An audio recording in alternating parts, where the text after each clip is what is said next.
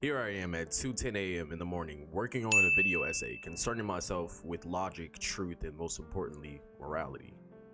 Maybe I'm here writing because just like every other human being on this earth, I strive for something more. I strive to be heard.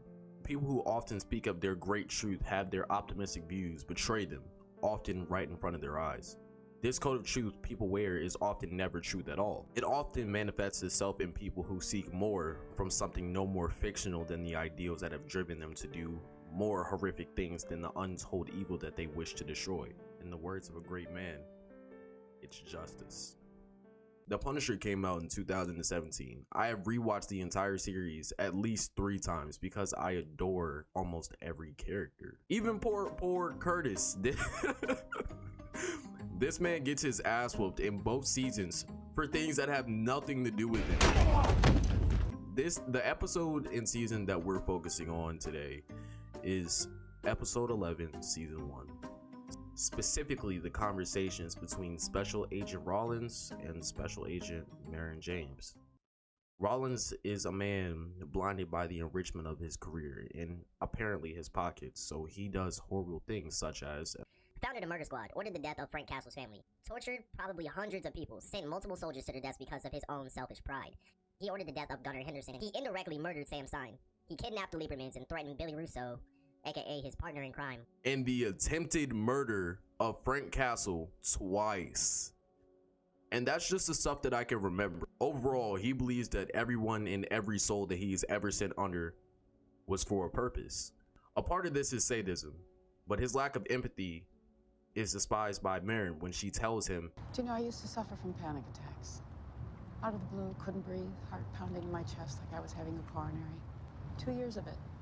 It took 2 years for me to realize that I only feel right when I'm honest with myself about my actions. Straight, no self-justification. You should try that." Marion has sacrificed much of her life to make the world a better place. She knows if she exposes him, everything that she has ever sacrificed will have been for nothing. Her time, her career. So she defends the very evil that she wished to extinguish. All I need is access to our electronic surveillance apparatus in New York to let my asset find him first. It's been done before. You're asking me to sanction a man's murder. A psychopathic terrorist wanted for multiple crimes. Think of it as decommissioning unwanted ordnance. A quote from Hitler, by the way.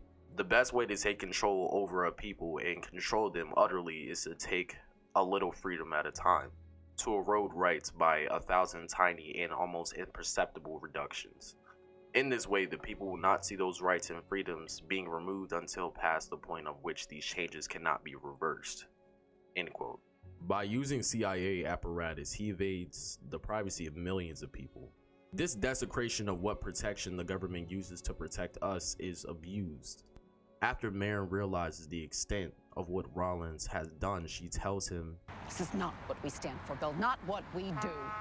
It wasn't me. Oh. A former Marine named Billy Russo took it upon himself to try and kill Castle. Your civilian asset.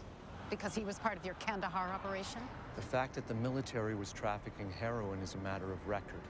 That can be laid at Russo's doorstep very easily. Castle dies, Russo takes the fall, the agency comes out clean. but she simply replies, "You've crossed a line. Can you not see that?" In return, she takes back her freedom and chooses to make the call that benefits them both. All right. Burn Russo.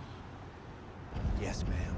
And then we're done. That's the deal. Marion. There is no place for you in my agency. Marion, wait. No, we protect the agency, and then you will resign your post. Let's say it's for the greater good.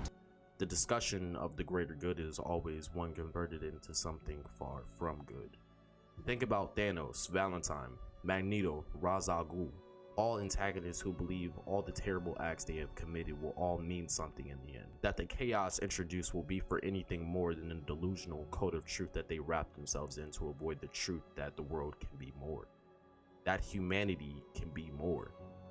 That we can choose to be better people. Returning to hate for hate multiplies hate, adding deeper darkness to a night already devoid of stars. Darkness cannot drive out darkness. Only light can do that. Hate cannot drive out hate. Only love can do that. If each of these characters were met with love, compassion, and understanding in their young lives, where the darkness manifested from, maybe their unfortunate features wouldn't have happened. But man, was it satisfying to watch them die.